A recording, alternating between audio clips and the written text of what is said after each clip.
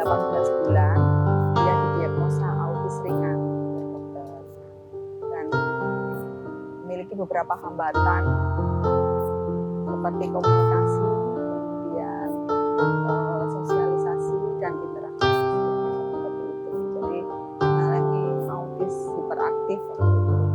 Tapi lambat laun kondisinya sekarang sudah mulai membaik.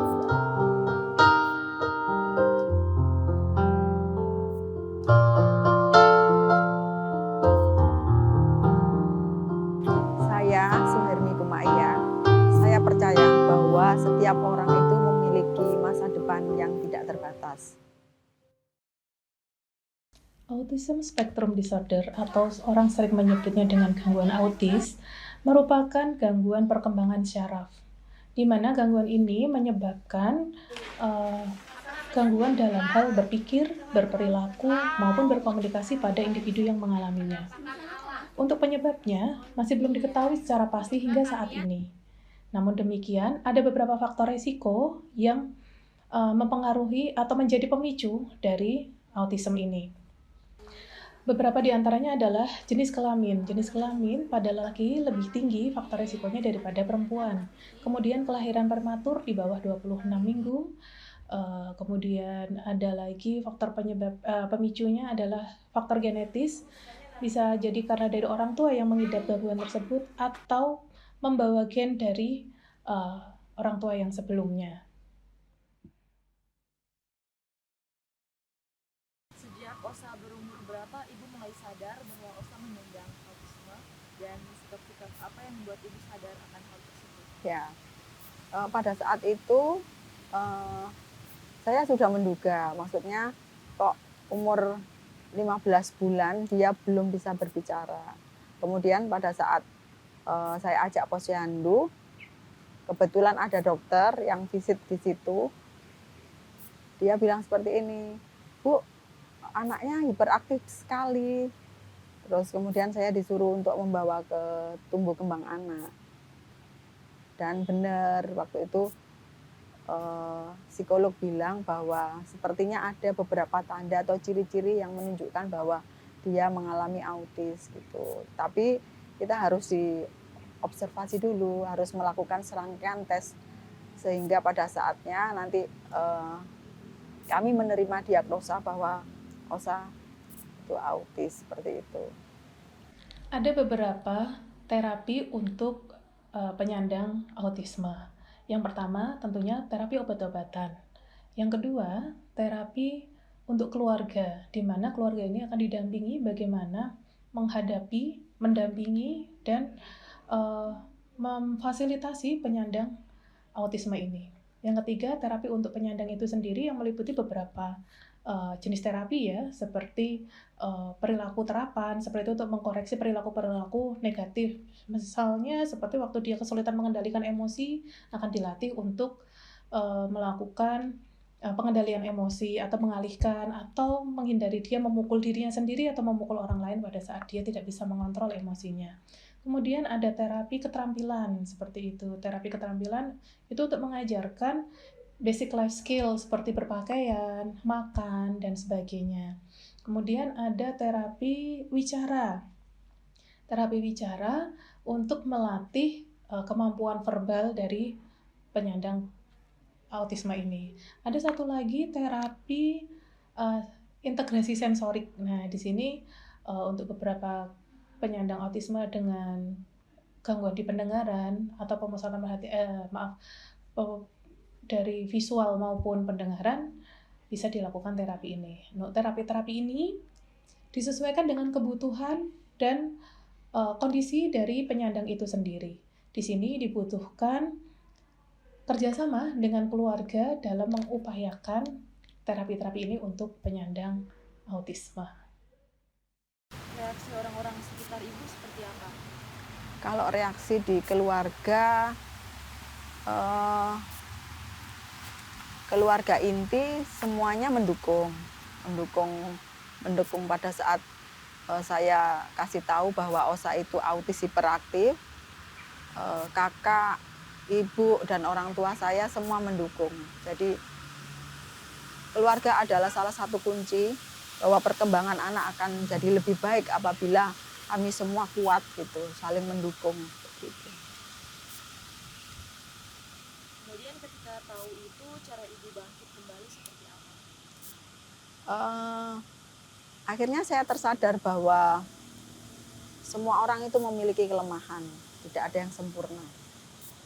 Meskipun pada awalnya saya sangat idealis ya, anak pertama harus seperti ini, harus seperti ini. Tetapi kenyataannya lain gitu. Dan pada titik itu saya dihadapkan pada seorang ibu yang memiliki anak yang memiliki hambatan yang lebih berat dari Osa. Itu akhirnya dari situ saya minta maaf karena selama ini saya perlakukan dia kurang baik. Ternyata Osa itu nggak ada apa-apanya dengan orang di luar sana. Akhirnya pada saat itu saya bangkit, kemudian saya berjanji akan mendampingi dia full 24 jam gitu, seperti itu. Dan alhamdulillah setelah saya bangkit dari keterpurukan itu, perkembangannya lambat laun semakin pesat gitu ya, semakin pesat. Dia dari hari ke hari itu menunjukkan talentanya yang sangat luar biasa gitu. Untuk hobi sendiri ada musik ya. Karena dengan musik saya bisa bersahaja hidupnya. Kemudian ada elektronik. Keseharianku antara musik sama elektronik. Elektronik kayak otak-atik gitu, otak-atik barang-barang gitu, tentunya. Anak autis itu kan sebenarnya punya minat yang sangat terbatas. Nah, di minat yang terbatas itu adalah satu kekuatan dia gitu. Kalau orang tua jeli, orang tua harus tahu minat anaknya. Yang aku mainkan ini kalau saya judulnya Long Song in Winter. Pemainnya Richard Clayderman pemainnya. Tapi lagu ini juga ada versi Indonesianya yang versi nggak salah Melayu. Judulnya itu Sonata Musim Salju. Penyanyinya Hazami. Terus untuk lagu yang kedua lagu itu karya aku sendiri itu. Itu temanmu judulnya. Menceritakan tentang seorang anak ABK, tapi dia tuh kayak diolok-olok terus dibully sama yang lain. Dia pengen menjadi yang seperti yang mereka. Forum Kompak itu adalah Forkompak, singkatan dari Forum Kompak, Forum Komunikasi Orang Tua dan Masyarakat Peduli Autis. Itu berdiri tahun 2016. Saya dan beberapa teman terinspirasi kepada ini. Pertama kan waktu itu bulan Agustus. Kalau bulan Agustus kan banyak anak kecil yang senang banget menyambut hari kelahiran Indonesia ya, kemerdekaan Indonesia. Mereka berlomba-lomba. Nah, kita pengen, yuk kita bikin untuk anak-anak autis gitu. Ternyata anak-anak itu senang banget. Jadi ada perlombaan yang beregu gitu. Sebenarnya kita pesimis ya, anak autis kan biasanya nggak mau bergabung atau nggak mau kerjasama gitu ya. Ternyata waktu itu dia kerjasama untuk nangkap ikan bareng gitu. Kita sangat sangat senang banget, sangat tidak menduga bahwa ternyata mereka juga bisa gitu. Dari situ akhirnya banyak sekali orang tua yang yuk kita berkegiatan lagi.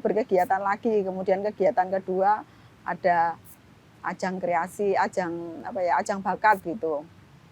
Ada melukis, menggambar, terus kemudian fotografi. Kita lahir di Kecamatan Depok. Jadi dari kecamatan kita diberikan fasilitas. Jadi yang menginisiasi lahirnya Forum Kompak ya di sini di Kapanewon Depok ya, dengan waktu itu ada Pak Budi Camat Depok waktu itu, kemudian ada Bapak Trijoko Kasih-Kesma. Jadi pemerintah pada saat itu, pemerintahan kecamatan itu sangat mendukung, sangat mensupport kami, memberi semangat kepada kami bahwa ayo kita bersatu untuk memperjuangkan hak-hak anak-anak autis.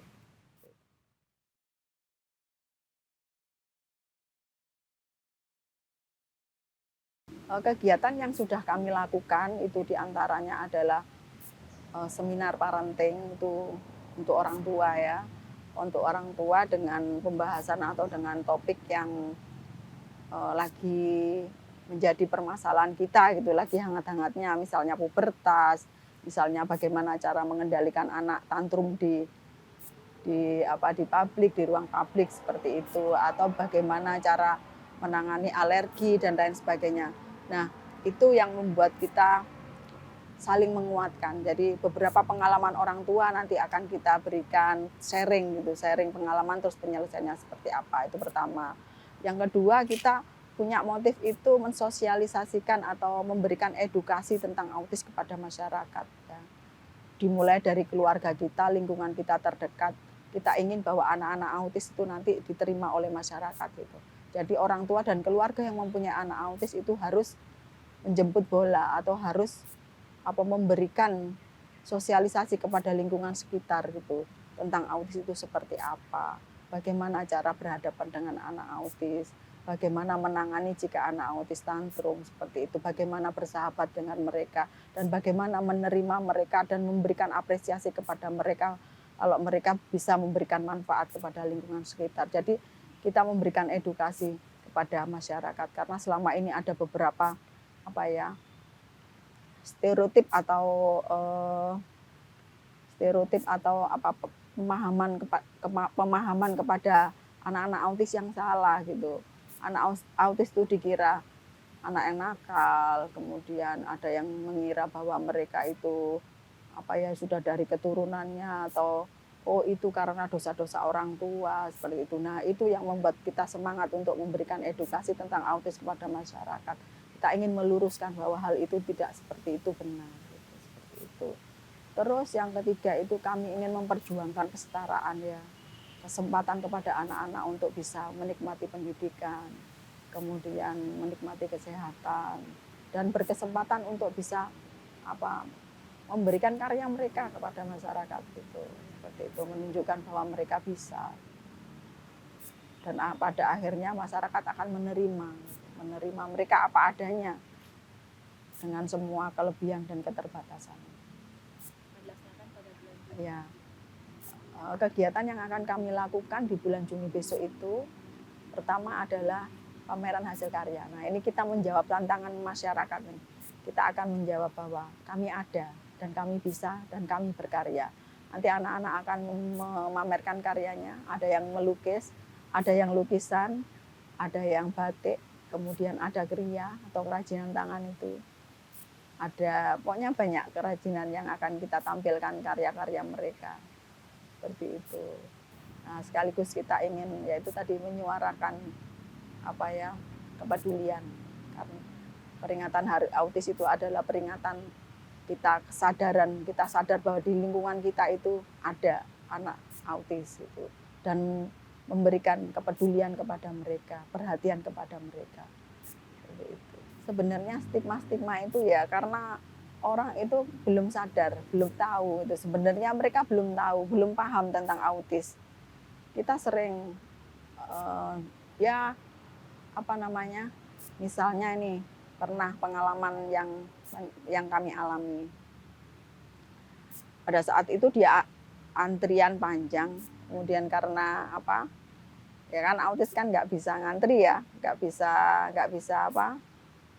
bisa menunggu lama gitu karena ya itu tadi, karena kalau dia diam itu dia akan bingung mau ngapain ya, akhirnya dia meninggalkan antrian. Kemudian tatkala dia masuk lagi ke antrian dia menyenggol orang gitu kan, orangnya nggak tahu tuh, kemudian marah yang disenggol.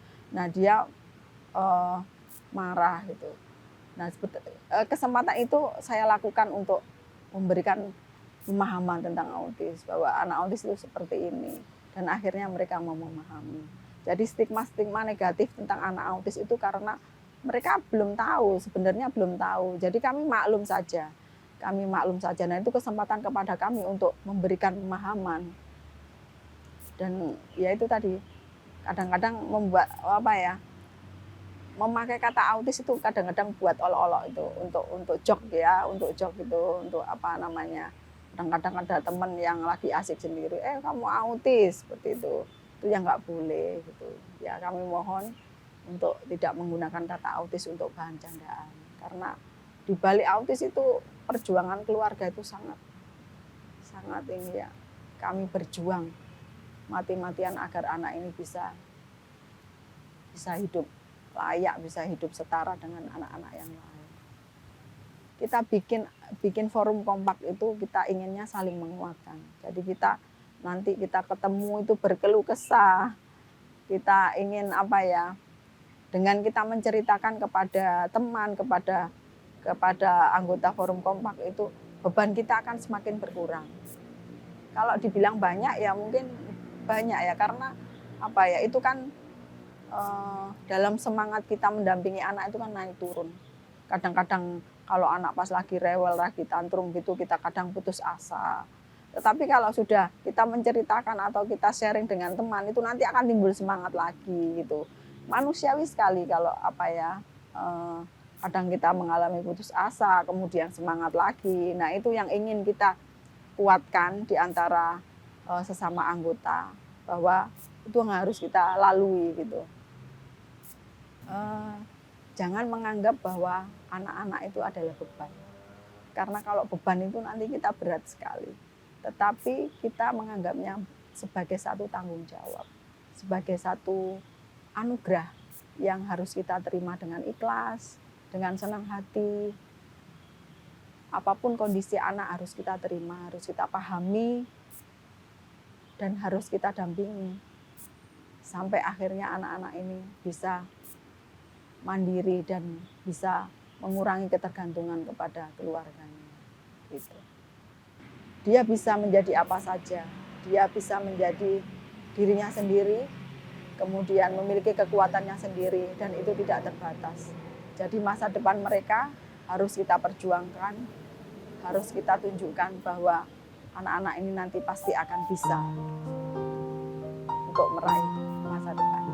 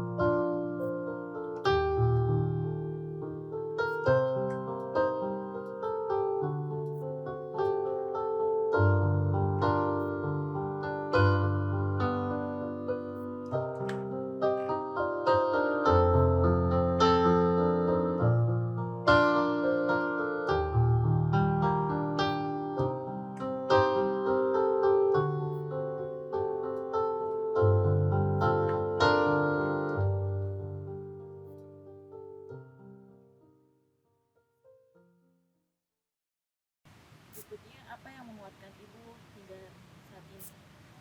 Yang menguatkan saya itu adalah apa ya, tanggung jawab.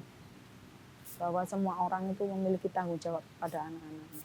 Pernah suatu ketika saya ini bermain dia mainan lele itu,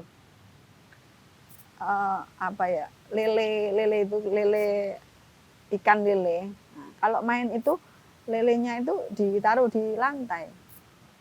Ada lele 2 yang gede-gede, terus kemudian sama yang kecil-kecil. Nanti dijajar-jajar tuh lelenya tuh. Terus kemudian dia bilang gini, saya waktu itu nyuci piring.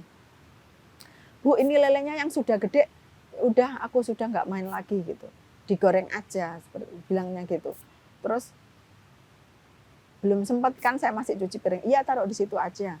Terus sebentar dia datang lagi ke saya, Bu jangan digoreng dulu. Kenapa Mas? Karena dia masih harus menjaga anak-anaknya. Saya langsung dek itu. Dia paham bahwa seorang orang tua itu punya tanggung jawab untuk menjaga anak-anaknya. Dan ini yang menguatkan saya bahwa memang anak ini adalah harus kita perjuangkan. Harus kita harus kita dampingi sebagai bentuk tanggung jawab kita sebagai seorang manusia kepada Tuhan. Karena nanti kita ditanya, sudah kamu apakan dia? Sudah kamu perlakukan seperti apa? Sudah kamu kasih apa? Sudah kamu didik seperti apa? Itu adalah sebuah tanggung jawab. Dan itu yang membuat saya kuat. Kalau prestasi di sekolah, dari kecil dia sekolah inklusi ya. Pertama sekolah khusus autis, kemudian sekolah inklusi, itu artinya bahwa di situ ada anak-anak yang bukan autis. Nah, perkembangannya ternyata bagus sekali. Jadi anak-anak autis yang sudah memiliki kemampuan verbal, memiliki keterampilan untuk bisa bermain bersama, itu sebaiknya memang disekolahkan di sekolah inklusi, karena ini nanti akan membangun suatu perkembangan yang sangat baik gitu. Lingkungan itu pertama. Jadi lingkungan harus mendukung. Jadi orang tua harus memilih sekolah yang tepat gitu. Kemudian di situ dia sudah memperlihatkan bakatnya. Nah itu prestasi pertama itu saya surprise waktu dia lulus SD itu, saya dikasih video sama gurunya, dia main keyboard lagu waktu itu Kisah Pramuria. Nah itu bagi saya itu sudah prestasi, sudah bonus bagi saya, sudah hadiah untuk saya pada waktu itu. Nah karena saya tahu itu, kemudian saya saya masukkan dia di sekolah musik. Sampai pada akhirnya dia bisa sekolah masuk di SMM itu, sekolah musik. Kemudian di SMM juga punya kesempatan untuk ikut lomba-lomba ya, lomba mencipta lagu, lomba main musik seperti itu. Dan alhamdulillah juga memiliki prestasi. Tapi yang terpenting bagi saya adalah bahwa dia sudah paham bahwa dia harus mandiri, dia harus bertanggung jawab, dia punya empati kepada orang lain, dan dia bisa berkarya dan bermanfaat untuk orang lain. Itu adalah satu prestasi yang membuat saya bangga sama dia. Sekecil apapun, kamu harus bisa manfaat untuk orang lain gitu. Bangga, sangat bangga, karena banyak sekali sesuatu yang diperlihatkan dia itu yang bagi saya itu wow gitu. Ternyata kamu bisa, Dek. Ternyata kamu bisa. Ternyata kamu nggak kalah sama yang lain. Itu yang sangat membanggakan. Dan mungkin bagi orang tua yang lain juga, sekecil apapun perkembangan anak itu menjadikan kebanggaan kita. Harus menjadi kebanggaan bagi kita. Mungkin ada pesan-pesan bijak mengenai anti diskriminasi terhadap teman-teman autis. Iya. Kalau ini sebenarnya diskriminasi itu kan berangkat dari rumah ya, dari rumah. Bagaimana anak-anak ini kita perlakukan tidak diskriminatif di rumah. Kita beri kesempatan yang sama, kita perlakukan yang sama dengan saudara-saudaranya, kita kasih hak yang sama. Dari situlah nanti akan keluar bahwa mereka itu adalah setara dengan kita. Tidak boleh kita bedakan hanya karena dia memiliki keterbatasan, karena semua orang memiliki keterbatasan. Di balik keterbatasan ada kelebihan seperti itu. Jadi kita tidak boleh diskriminatif terhadap apapun, gitu. Baik terhadap disabilitas atau terhadap politik dan lain sebagainya.